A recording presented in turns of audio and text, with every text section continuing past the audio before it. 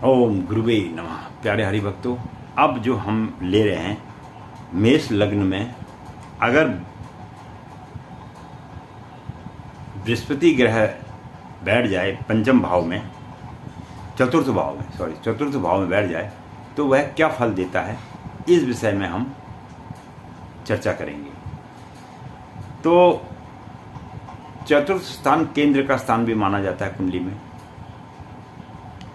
ये बात मेष लग्न की हो रही है। इस बात को आप हमेशा अपने मस्तिष्क के अंदर में, दिमाग में बिठा के रखना कि हम मेष लग्न में बैठे हुए, जिसकी कुंडली में अंक 1 से स्टार्ट है, और अंक से स्टार्ट 2, 3, 4 से नहीं, 1 से स्टार्ट है, तब उसके विषय में ये गणना है। तो ये जो स्थान होता है, चौथा स्थान, ये माता का होता है और भूमि भवन आदि का भी स्थान माना जाता है।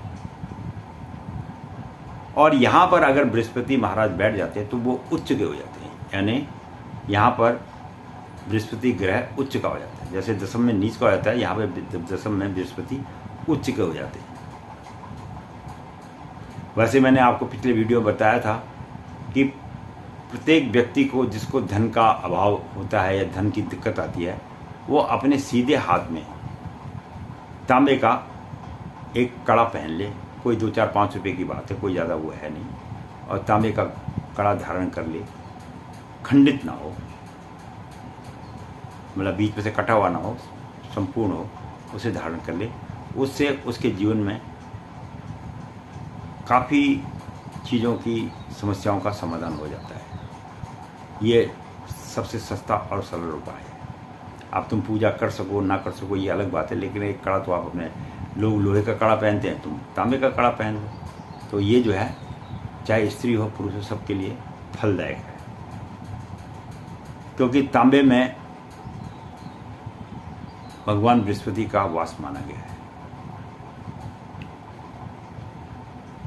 तो पांचवी दृष्टि जो है वही अपने पैतृक संपत्ति पर पड़ती है, और जिसको देखने से उसको वहाँ से भी लाभ मिलता है। और सातवीं नीच दृष्टि से पिता एवं राज्य को देखता है। तो सातवीं दृष्टि जब उसकी पड़ेगी तो कहाँ जाके पड़ेगी? दशम भाव। दशम भाव में जाके क्या होगा? वो नीच हो जाएगा बृहस्पति। अगर बृहस्पति नीच हो जाएगा तो फिर वो अपने फल तो उतने अच्छे देगा नहीं। अभी इस समय तो अतिचारी के रूप में बृहस्पति महाराज भ्रमण कर रहे हैं सभी राशियों पे। अतिचारी का मतलब मैंने पीछे वीडियो में आपको बताया कि जहाँ पर 13 महीने की जगह में वो 4 महीने में, 3 महीने में, 2 महीने में, जो भी है, इतने दिन में जो है एक राशि में पूरा करके आगे को बढ़ते चले जाएंगे। तो पिता के सुख में कमी आती है। अगर जब चतुर्थ भाव में बृहस्पति महाराज बैठे हों तो पिता के सुख में थोड़ी सी कमी प्रदान करता है, और सरकार आदि से भी उसको असंतोष रहता है, उसको वहाँ से लाभ प्राप्त नहीं हो पाता है। और नवी दृष्टि उसके व्यय स्थान पर पड़ती है, तो इसलिए उसका खर्चा भी अधिक होता है। इसीलिए मैंने बोला था कि आदमी को हाथ में तांबे का कड़ा पहन लेना चाहिए। लेकिन बाहरी स्थान से उसको लाभ प्राप्त होगा, ये इसमें कोई दो राय नहीं है। और बाकी हम ऐसे जातक को भाग्यवान, धर्मात्मा और संपत्तिवान ही मानते हैं, क्योंकि यहाँ पर बृहस्पति ग्रह उच्च के हो जाते हैं।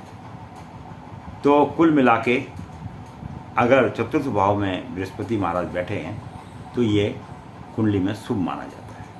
मैं पंडित गिरीश तिवारी अपनी वाणी को यहीं पर विश्राम दूंगा। आशा करता हूँ आप मेरे साथ बने रहिए और वीडियो द्वारा ज्योतिष का ज्ञान प्राप्त करते रहिए। धन्यवाद।